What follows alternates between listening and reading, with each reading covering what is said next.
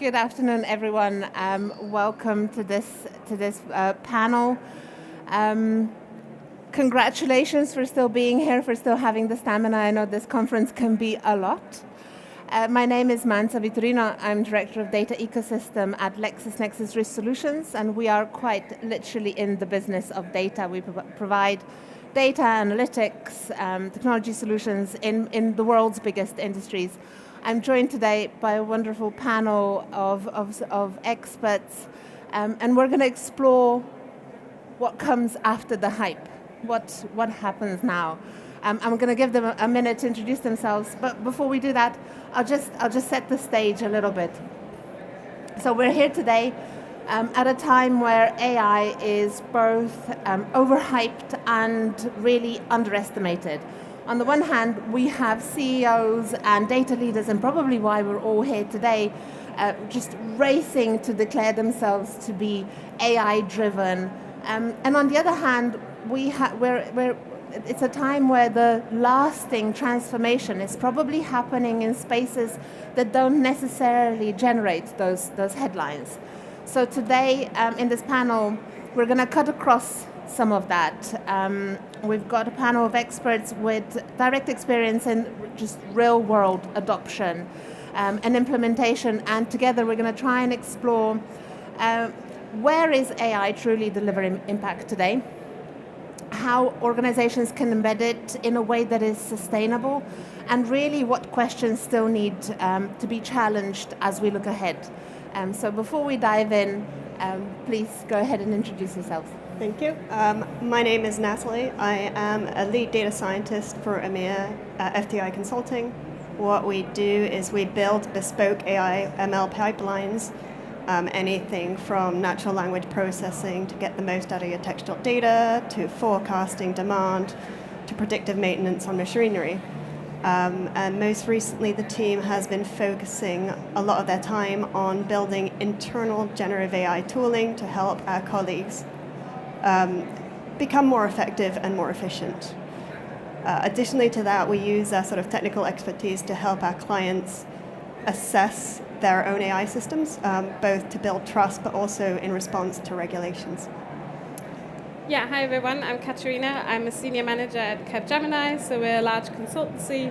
My original background is neuroscience, and then I spent a longer time at IBM Research, developing new foundation models from scratch. And I did enjoy that, but I wanted to be closer to the real world, so now I work at Capgemini and I lead our agentic AI capability. So, but still, the innovative spark is still there, so I do like to just build with the latest and greatest that have just come out, build demonstrators, go to client and say that this is the art of the possible, this is not what in production is not yet possible. So, we're a mixed team of consultants, tech stack, full stack engineers, and have a great time working with clients to build new stuff. Perfect. And hi everyone, I'm Jess Forbes. I'm a data and AI strategist at Capco. Capco is a consulting firm where we really blend kind of technical expertise with deep domain expertise in financial services and energy. So in my role as an AI strategist, I'm typically working less on the technical side and more with kind of C-suite executives and business stakeholders to really help them understand how they make strategic decisions about their data and AI investments. So looking forward to it today. Thank you, ladies. So I'm going to start with a question that immediately occurred to me when we started planning this panel. And it's something that I personally experience every day. You know, we are told that AI and this industrial revolution that we're in is going to add trillions of dollars to economies. How do we tap into that? So how can organizations successfully move AI from the strategy deck into something that starts to deliver value? How do we identify that value? What is it? Beyond the use cases that have been well publicized, like call centers or chatbots. I'll go to Jessica and Katharina first. Perfect. I think from my perspective, obviously as an AI strategist, I kind of feel like I have to say this, but actually part of it is actually getting the strategy deck right. We see a lot with a pilot where often they're kind of rapid experimentations, and you're starting to think about the value that brings kind of through that pilot process rather than at the start. So often you kind of get to the end and you're trying to make value fit into something that you've developed. And I think there's a real opportunity where we see organisations being really successful is when they as an enterprise have made core strategic choices around where they actually want to play and invest. So that's things like, are we going to focus on risk reduction and innovation? Are we going to be a first mover or a fast follower? Do we want to use AI to overcome current state pain points, enhance processes, or actually reinvent our business model? And I think when organisations set that at the strategic level, it makes it a lot easier to kind of prioritise those pilots that are worth investing in. And also to decide, what we shouldn't move forward with, what goes against what we're trying to kind of build and achieve as an organisation. And I think where that becomes really important is not only does it mean that the value of your pilot is defined up front, but it also means that all the pilots that you're building, to some extent, are all following the same strategic path. And what that means is that it builds a lot of reusable components. And those are the things that even if the pilot's not successful, you can take the lessons learned from that and use that to scale the next pilot faster. And I'm a real strong believer that every POC you build should leave something behind, be it a cleaner data set, a new reference architecture pattern. These are all the things that help you uplift those foundations that have typically been kind of underinvested in. And as you kind of incrementally build these foundations, as you're working through the pilot process, if all of those pilots are following the same kind of strategic path, that's going to support you in kind of being able to scale that faster. Yeah, and I think it also needs this holistic view. So you do need to bring the whole organization on board. So it's okay if you build a decent pilot, but is everyone else actually on board? So I did present to one organization on agentic AI, and everyone was really excited. And then they were like, okay, that's never going to work. So there were about 10 different heads of different departments, and they spent the next 30 minutes arguing whose fault it was that their data is not in the right place, the organization isn't ready, right? And then I just sort of sat back and listened and said, we can help you with this as well, but maybe we should not go crazy with agentic AI if you don't have if you're not that organized yet, right? So it needs those hybrid teams of tech people, strategy people, but then also if you're not a tech business, you can't assume that if you go into a business that everyone is sort of AI, is really good at it and understands everything. So you need to educate people, you need to bring them on board and make sure that all the department heads, and from your IT teams to HR to finance to wherever your business is, right, is on board with that journey. Because otherwise, you just have these snippets of excitement, and then comes a big disappointment, which is obviously what we see a lot these days. Yeah. Natalie, are there any examples from clients that you've seen from a technical implementation perspective that perhaps you could share? So internally, we have been developing quite a lot of these sort of generative AI tools, obviously to make our processes more efficient, help people speed up their processes.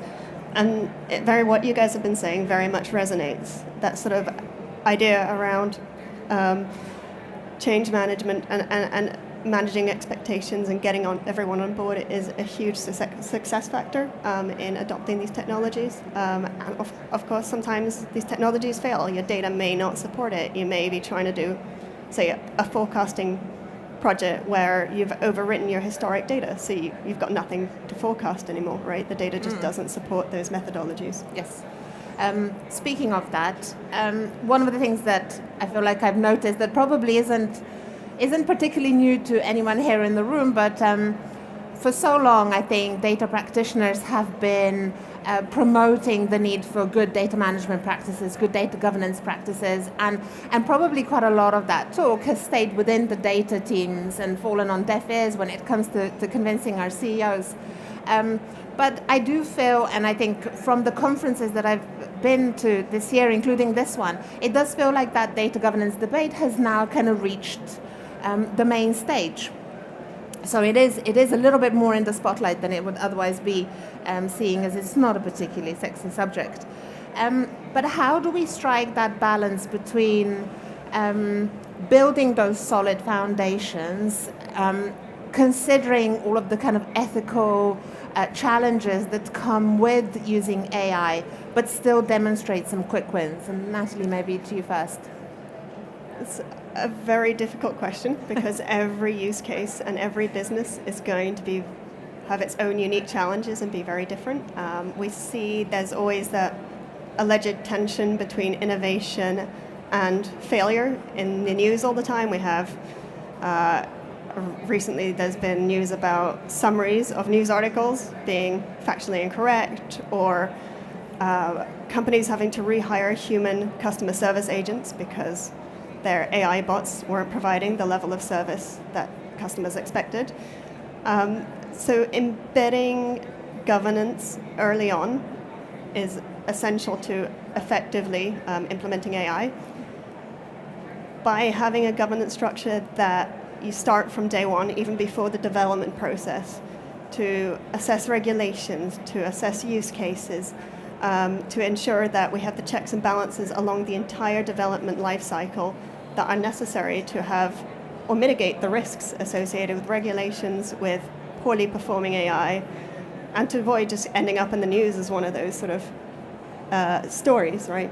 So it's very important to have that structure in place, and in my opinion, it doesn't hinder innovation. In fact, it improves innovation because you've got a set of structure that says, oh, I'm going to abandon something as soon as it's not looking promising.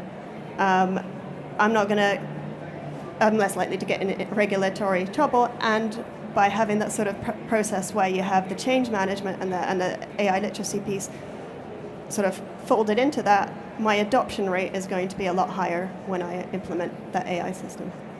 And Katharina, would you agree with that, particularly from a perspective of innovation? Yeah, absolutely. I think you have to accept that it takes a bit of time and money to get this right? It can't be an afterthought. And even as tech teams, right, we want to build fast, and we say, okay, this is definitely going to work, and let's maybe not worry so much about ethics and AI assurance. We see if it works first, right? But you do need to pause and go back to it, and we do have dedicated teams, especially for larger AI factories, which we get to later on. We do have those teams, right, and it's their day job to ask us the right questions, right, and put questionnaires together. Do you know where your data is? Do you know what your AI agents are doing? Are you actually in control? Where you're tracking it, right? And can't say I always enjoy those questionnaires I have to fill out, right? I'd rather code. But I do have to sit down, and I do spend a few days, and we do think about it as teams. And as said, we have those people asking those questions, and they can read the EU AI Act, and they can read all those documents and make sense of it, and help us to make sure we build it right, as you said, build it right from the start, because it can't be an afterthought, because it will eventually you get back to it, and then you might have regrets if you haven't done it right. Thank you. Natalie, just want to dive into that kind of ethical angle a little bit more. So how can organizations embed those ethical frameworks and really comply with regulation that's only just emerging? Again, a very difficult question. Regulations are emerging. They differ in regions and on the use case of the AI. So generally speaking, what you can do is have a firm-wide sort of governance policy that should hopefully cover a decent chunk of regulations, but there'll be certain areas where, for instance, if you use AI to do decision making around employment in certain jurisdictions, you've obviously going to have a higher level of regulatory requirements. So you'll have to have specific regional and use case governance policies where it can be potentially more risky from a regulatory perspective. From an ethical perspective, that is very much on the company to define where they want to go with that. I prefer the term responsible instead of, so responsible AI instead of ethical AI, because it's a little bit easier to define. What does it mean, as in, does it do what it says on the box? Does it adhere to my company standards? And that sort of framework has to also be sort of built out alongside the governance policy. I really like that perspective. There's so much in our world that can just subtly change the perspective based on the language and becomes a lot more easy to digest and easy to sell internally in our organizations. So speaking of language, Katharina, one of the terms that came up in our conversations before was the concept of AI factory. And I think it's one of those things that we hear about, but that my immediate reaction was that I wasn't actually quite sure what that meant. So can you tell us a little bit more about what does an AI factory actually look like in practice, and where does it deliver value? Yeah, so I think an AI factory is not so different from a real factory, right? If we run with that analogy for a second, because you in a factory, you start with a crazy idea, you build a prototype, you refine it a little bit, and then you put it in production, right? You assemble it, you test a bit, and then you hope it works. You check it out the door, and you hope it doesn't come back the next day broken and with angry customers, right? And I think it's not so different for us for AI products, right? We do build the prototypes, but then going from prototype to production actually is, I would say, probably equal the amount of effort again, because it needs to scale when it falls over. You need to look out for it. You need to do all your assurance processes, right? You need to do lots and lots of testing, which a lot of people often forget. But it doesn't. It's not just the conveyor belt, right? It's the whole building that you also need equally in AI, in an AI factory, right? So we have our team building the products, but we do have a bit of a sort of a senior people framework around it. So people who own that factory, who have the relationship inside the business, and as I mentioned at the beginning, like the buy-in from everyone. So the whole organization is on board with your AI factory. And then once you have a few successful products, people come to it and it's like, I've seen HR get this really cool thing. I want one of those, right? And then you can assemble it and you build it, and once you've done a few, as you mentioned as well, you get those templates and you learn your lessons with the business, but also from a technology point of view, and then you can build it. But at the end of the day, you need to justify the cost of your factory, right? You need to justify the cost of your products.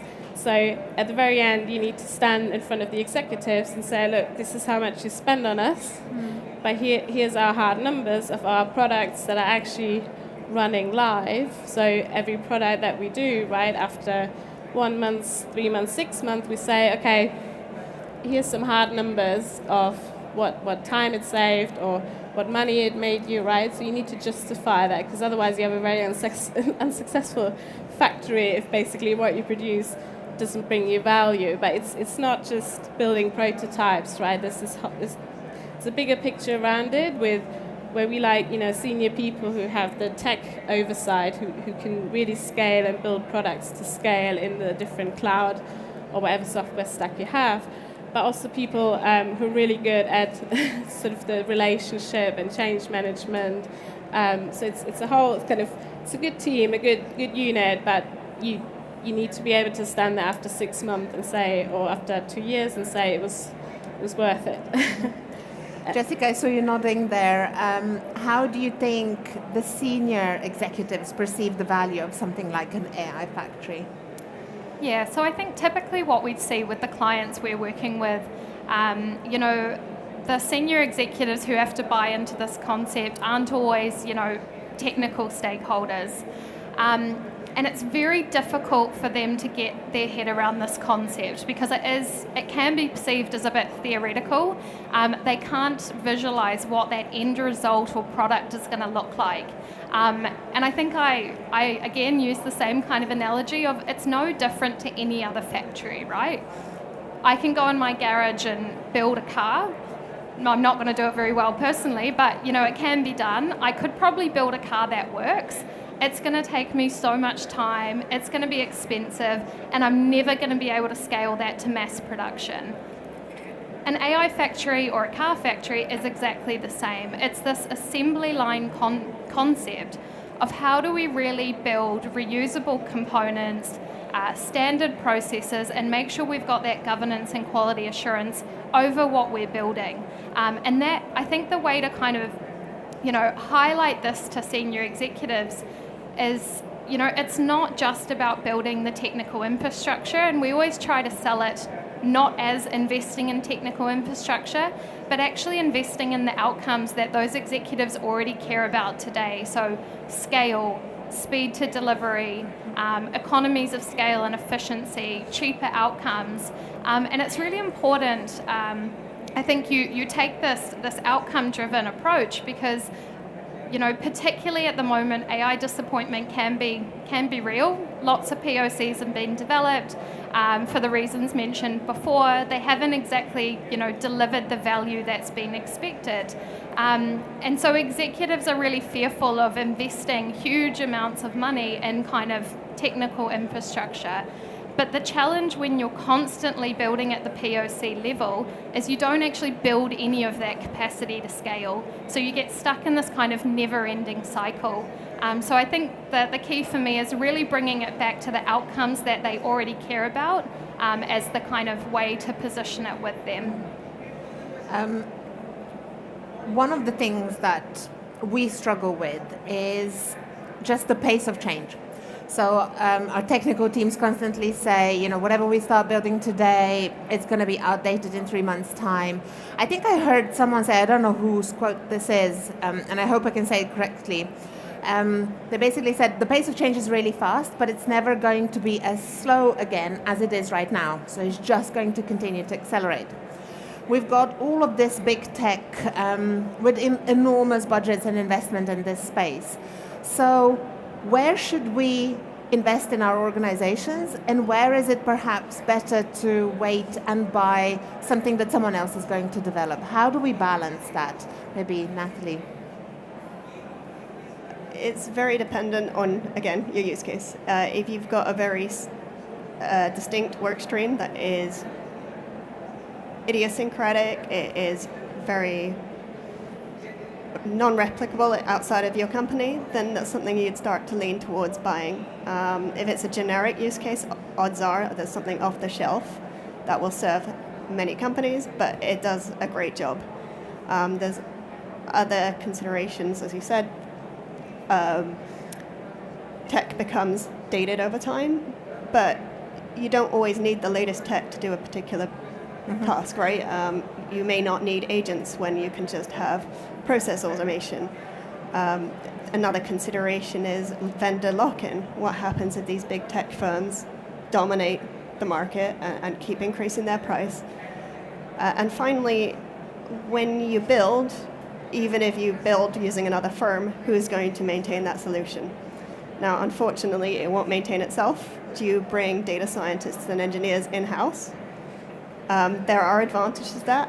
That means that any further builds, maybe you can do in-house instead of externally, but there is a cost associated with that, and that also has to be considered. Katharina? Yeah, I think for us, sometimes it's just a bit of math, right? So how long does it take me? I mean, obviously we're not reinventing the cloud, or we're not. Obviously, as a consultancy, we don't develop products, right? But sometimes it's like, okay, by the time we bought a license for something, even the time to go through procurement in some organizations, right? In that time, 2 of our people would have built it, right? So I think it's partly for companies to the question in what do they want to buy licenses for? What do the products, and then will these products still be around in 2 years' time? Is a bit, I mean, you can take a guess sometimes. So it's really hard. So what's the cost of building it versus buying it? Do you want a license? And you just, as you said, you need to. It really depends on the use case, right? So we do like to build our own thing, but we do also appreciate that sometimes, okay, it's just easier to buy something. And I'm a very big fan of open source, of the open source community, right? There's a lot of products which have an open source version that you can try to see if it does your thing that you want to do. And then if you want to scale, at least you have a decent argument to say it's worth buying the enterprise version. Mm-hmm. So I wouldn't go to a client and say, I think we should build this product because I saw the marketing video, right? So if I would recommend to buy something, I will have definitely tried it in anger and know what it can and can't do. So yeah, but as always, it depends really. I guess it boils down to something that my product directors usually like to say, which is to fall in love with the problem, not with the solution, right? Yeah. I know we're almost at time, so Jessica, I'm just going to perhaps invite you to talk a little bit about the organizational change that comes along with something like AI. Perhaps beyond the technical solutions, I think this is where organizations tend to struggle most, so things like leadership alignment, cross-team collaboration. How do we avoid now with AI creating those A and B teams, ones that work on the shiny new stuff and the ones that are kind of stuck at the back doing the hard maintenance? How do we do that? Yeah, I think it's really interesting. What I've seen over the course of my 8 years in this space is, you know, the desire and the buy-in from organizations around things like operating model, governance, has really matured, which I think is really, really positive. Lots of organizations are starting to understand how fundamental that is to the success of AI. But what I think is interesting is we're seeing clients, you know, originally they came to us saying, we need to set up a data operating model. We need to set our data governance strategies and policies and processes and vendor strategies. Then that moved to generative AI. Okay, we've set up our data teams. How do I set up a Gen AI COE? How do I set up my Gen AI process and governance? And now we're getting those same people coming back and saying, how do I do this for agentic AI? And the challenge you've got is, to your point, the pace of technology is moving so fast. But organizations, these structures that need to go into play, cannot be built that fast. Organizations cannot design, implement, and adopt them fast enough. By the time you get, you know, one COE in place, a new technology has come and taken it over. And I think there's a real risk of kind of building these new silos within an organization. So certainly from my perspective, the belief is, how do we actually move clients away from thinking about their operating model and structures to being more tech agnostic? You know, how do we think not about the technology but the process itself? So one client, for example, they're looking at their operating model and going, we're going to have tiers of maturity. So it's one set framework, one set process, but if a new technology comes in that's an emerging technology, this is going to be centralized. We're going to do safe experimentation in our central team. You know, we need to figure out the best practices. We're going to work with a limited number of vendors before we understand this. Then that technology starts to evolve. Okay, now it moves to a scaled phase. This is where we start to decentralize it to the business. We give people access to it. We start running those adoption sessions. And then obviously as that technology matures, it becomes more decentralized. And I think this is a really good way to start looking at your operating model and avoiding those silos, because actually the structures you're putting in place are technology agnostic. Whatever technology comes down the line, it feeds into a process that doesn't change. And that's really critical to kind of reduce those silos, also remove change fatigue, and I think give organizations a fighting chance to keep up. Well, ladies, thank you so much for this discussion. I'm sure that this debate is going to continue for the next many, many years. If you'd like to continue to talk to us today, you can find us in the Women in Data Lounge. Otherwise, enjoy the rest of your conference, and thank you so much for coming.